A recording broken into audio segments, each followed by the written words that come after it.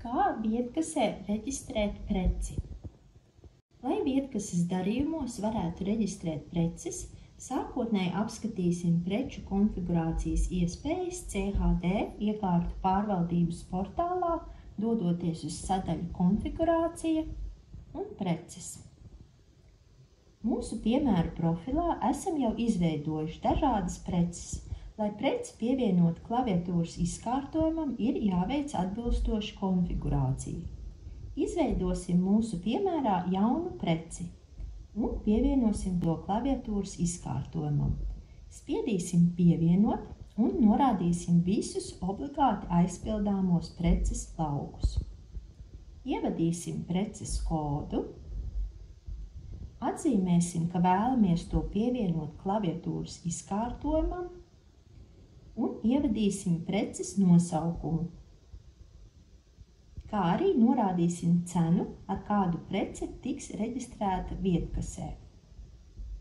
Un precei obligāti jānorāda nodaļa. Norādīsim iepriekš jau izveidotu nodaļu dzērieni. Šeit redzam, ka standarta 21% likmes nodoklis jau ir iestatīts, bet pēc nepieciešamības to ir iespējams mainīt. Pie papildu opcijām atzīmēsim iespēju atļaut cenas maiņu manuāli, lai varētu precei norādīt arī citu cenu, kas nav 3,50, to reģistrējot vietkases darījumā. Kad visas izmaiņas ir veiktas, nospiedīsim Saglabāt.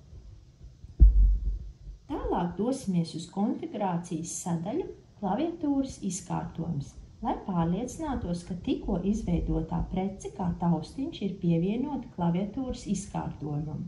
Tā kā pievienojām to nodaļai dzērieni, šī prece jāmeklē attiecīgajā klaviatūras nodaļas apakšsadaļas izkārtojumā. Noformēsim taustiņu vizuāli pēc saviem ieskatiem, izmantojot portāla piedāvātās iespējas.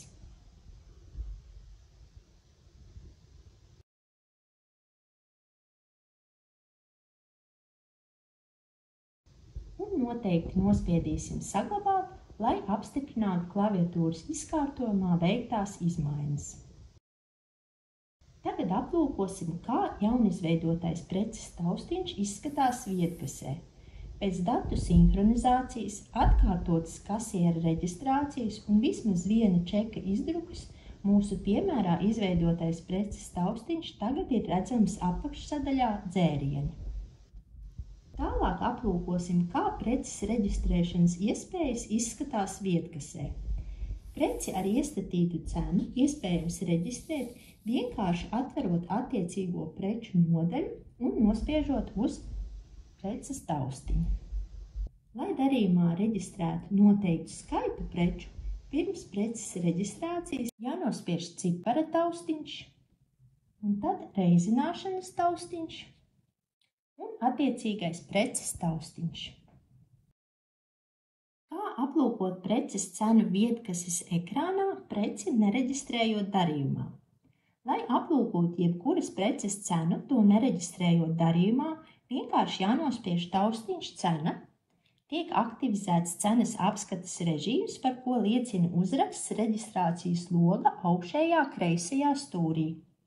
Un tālāk jānospiež attiecīgais preces taustiņš. Lai cenas informāciju deaktivizētu, nospiediet taustiņu dzēst.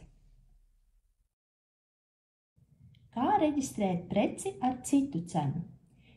Ja ir veikta atbilstoša konfigurācija iekārtu pārvaldības portālā, kā to mūsu piemērā veicām iepriekš, atzīmējot pie preces papildu opcijām atļaut cenas maiņu manuāli, preci iespējams reģistrēt darījumā arī ar citu cenu.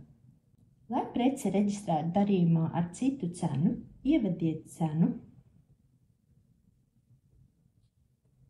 un tālāk nospiediet taustiņu cena un pēc tam attiecīgi konfigurētās preces taustiņu. Vai vietkasē ir iespējama ātrā vienas preces čeka drukāšana? Iekārtu pārvaldības portāls piedāvā iespēju konfigurēt nodaļu kā ātri reģistrējumu. Pie nodaļas papildus opcijām atzīmējot vienas preces čeks ātrai reģistrācijai. Un, ja nodaļa ir konfigurēta ar apakšsadaļas precēm, atzīmējot opciju izmantot kā piesaistīto preču klaviatūras apakšizvēli, visas preces šādi konfigurētā nodaļā tiks tūlītēji reģistrētas, noslēdzot darījumu ar skaidras naudas apmaksu. Aplūkosim, kā tas izskatās viedkasē. Atvērsim ātrās reģistrācijas nodaļas apakšsadaļu un nospiedīsim jebkuras preces taustiņu šajā nodaļā. Kā redzam, automātiski tiek reģistrēta apmaksa skaidrā naudā un tūlītēji tiek izdrukāts darījuma apliecinošs čeks. Turklāt, veicot ātro preces reģistrāciju, ir iespējams arī norādīt preces daudzumu, ievadot skaitu, spiežot reizināšanas taustiņu, un precei var norādīt arī savu izvēlēto cenu, ja pie papildu opcijām atzīmēta iespēja atļaut cenas maiņu manuāli. Ievadīsim cenas vērtību, nospiedīsim taustiņu cena un pēc tam spiedīsim attiecīgo ātrās reģistrācijas preces taustiņu. Kā redzam, arī šajā gadījumā automātiski tiek izdrukāts skaidrs naudas apmaksas čeks, ir norādīts daudzums, kā arī individuāli ievadīta preces cena.